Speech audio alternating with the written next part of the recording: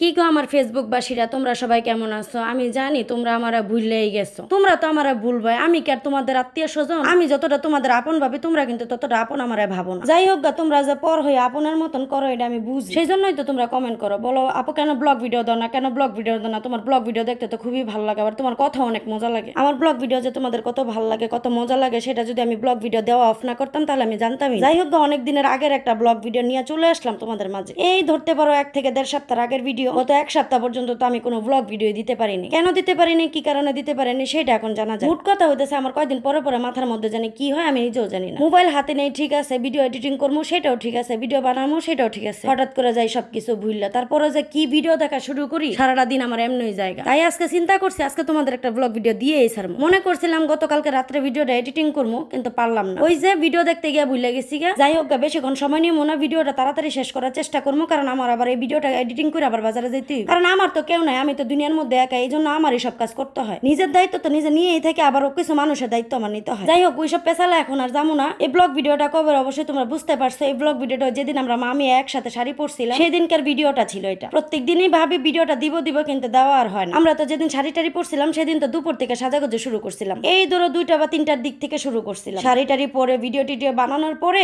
সন্ধ্যাবেলা লেগে গেছিল খিদা। আর এদিক দিয়ে তো আপনাদের খালাম্মাকে দেখলেনি ঘুমাইতেছিল, সেও ঘুম থেকে উঠা বলতেছে আমারও খিদা লাগছে। এখন সেদিন তো রান্না বান্না করিনি, আর যেদিন রান্না বান্না করি না সেদিনই কিন্তু খিদাটা বেশি লাগে। আমি যেহেতু ডায়েট করি এই জন্য বেশি রান্না বান্না করি না। ওই দেখা যায় অল্প একটু রান্না করলে আপনাদের খালাম্মার 2 দিন হয়ে যায় অনায়াসে। আজকে ঘরে একদমই কিছু ছিল না। আমার বোন কি করলো, রুটি কিনে আনলো। আমার ছোট বোন বলতেছে আজকে তোমাদের একটা নতুন রেসিপি করে খাওয়াবো, তোমরা খালি একটু ভিডিও করে দিও আমার, কারণ আজকে সে ব্লগ ভিডিওতে থাকতে চাইতেছে। বলতেছে আজকের ব্লগ ভিডিওটা হবে ছোট বোনের ব্লগ ভিডিও। আমি ছোট মানুষ, রান্না বান্না করতে পারি না, দিকে তুমি আমার কত কথা কও, বলো আমি কিছুই পারি না, কিছুই করতে পারি না। আজকে আমি তোমার এমন রেসিপি বানায় খাওয়াবো, তুমি বলবা আমি কিছু পারি বা না পারি। এমনকি আমি যে তোমার রান্না করে খাওয়াইতেছি এটা কিন্তু দর্শকও সাক্ষী থাকবে। আমি বলছি আচ্ছা ঠিক আছে, দেখি তুই কি বানায় এমন খাওয়াইতে পারস। এদিক দিয়ে আপনাদের খালামইটাকে আমিও দেখতে চাই তুই কি বানায় খাওয়াইতে পারস, আজকে আমি দেখেই ছাড়বো। আমার ছোট বোন ওইটা কইতাছে খালাম্মা আপনি কিন্তু বসে থাকলে হইতো না, আপনিও কিন্তু আমার সাথে সাহায্য করতে হবে। খালাম্মাই তো ওইটা কইলো সমস্যা নাই, তোকে আমি সাহায্য করবো, তোর রেসিপি বানাইতে কি কি লাগবে শুধু আমার একটা বার ক, আমি তোকে হেল্প করতেছি। আমার ছোট বোন বলতেছে এই যে বড় আপু তুমি কিন্তু সাক্ষী, তুমি ক্যামেরা ধরে রাখবা। তুমি সাক্ষী বলতে তুমি সাক্ষী না, মানে তোমার ক্যামেরা সাক্ষী, তোমার মোবাইল সাক্ষী আর কি, ভিডিওটা সাক্ষী। আমি বললাম আচ্ছা ঠিক আছে, তুই আমাকে কোনোদিন কিছু রান্না করে খাওয়াইতে পারিস না, আজকে যেহেতু করতেছস আমি তোকে ভিডিও করে দিলাম, সমস্যা নাই, সাক্ষী রাখলাম। এমন 2-4 লাখ সাক্ষী রাখলে কি হইব ক। যাই হোক গা, খালা বোন যে কাঁচা মাছা দিয়ে একদম রান্না করতে বসে বললো, আর আমি ক্যামেরাম্যান, ক্যামেরা ধরে রাখলাম সাক্ষী হওয়ার জন্য, মানে আপনাদেরকে সাক্ষী রাখার জন্য। তো আমার ছোট বোন রান্না করতে গিয়ে দেখেন কি একটা অবস্থা করছে, আমার পুরো ঘর তো অন্ধকার বানায় ফেলছে ধোয়া দিয়ে। এটা আবার ফু দিয়ে সে ধোয়াগুলা বের করতে চাইতেছে। কর্নেলা কি যন্ত্রণার মধ্যে আমি পড়লাম। ওরা আমি বলছি তাড়াতাড়ি দরজা আটকে, না হলে আমার পুরো ঘর অন্ধকার হয়ে যাবে এই ধোয়া দিয়ে। নতুন নতুন রাঁধুনি হইলে যা হয় আর কি, পুরো ঘরটার আমার অন্ধকার বানাই দিছে। মনে হইতেছে শীতের দিন কুয়াশা ঢুকছে ঘরের ভিতর। আমি কইতেছি তুই রান্নাঘর থেকে এই ঘরে আসছিস কি কারণে, তুই দেখতে আমার ঘরটারে কি করছিস। আমার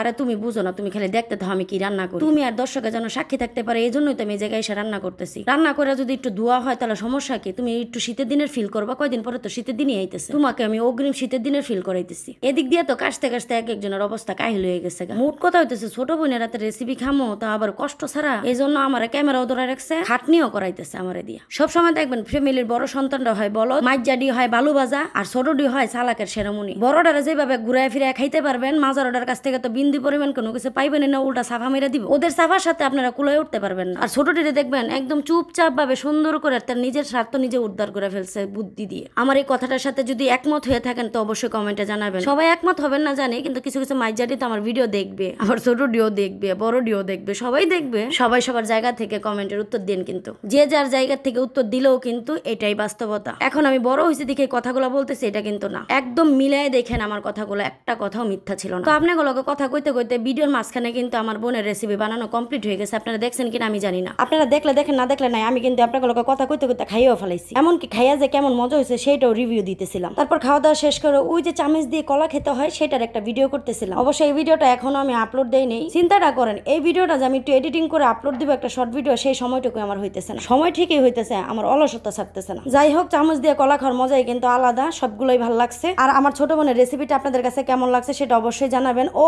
কি রেসিপি করে খাওয়াচ্ছে সেটাই তো আপনাদেরকে বলা হলো না। আমার বোনকে জিজ্ঞেস করলাম এই রেসিপির নাম কি, ও আমাকে বলতেছে এই রেসিপির নাম নাকি ডিমের বার্গার। ও যেভাবে বলে সেভাবে আমি উচ্চারণও করতে পারি না, তো একটু আপনারা মানানসই করে নেবেন, কিছু করার নাই। ভাই আমি ছোট মোটো মানুষ, এত গুছায় কথা বলতে পারি না। সাফা তো দূরের কথা, সাফা আমার দ্বারের কাছেও আসতে পারে না, কারণ আমি ঝগড়া করলে মেন জিনিসগুলোই ভুলে যাই। যার সাথে ঝগড়া করি সে যদি মিথ্যা কথা বলে তাহলে তা কোনো কথাই নেই। আমার কান্দার জ্বালায় তখন আর আমি কথাই বলতে পারি না। এমন কাহিনী কার কার সাথে হয় একটু কমেন্টে জানাবেন। এই যে আপনাদের সাথে আমি এটা রাগ করছি জানেন, আপনারা করে যে আমি প্রশ্ন করি, প্রশ্নগুলোর উত্তরগুলো আপনারা দিতে চান। আপনারা যদি আমার প্রশ্নের উত্তরগুলো দেন তাহলে সে আমার ভিডিও বানাইতে ভালো লাগে। তো সবাই ভালো থাকবেন, সুস্থ থাকবেন। আজকের মতো good night, see you, good morning, শুভ দুপুর, শুভ বিকাল সবকিছুই বলে দিলাম একসাথে। কারণ আমার ভিডিওটা কেউ সকালে দেখবে, কেউ দুপুরে দেখবে, কেউ বিকালে দেখবে, কেউ সন্ধ্যায় দেখবে, কেউ রাতে দেখবে, এই জন্য সবাইকে একসাথে বলে দিলাম। তো ভালো থাকবেন, আল্লাহ হাফেজ।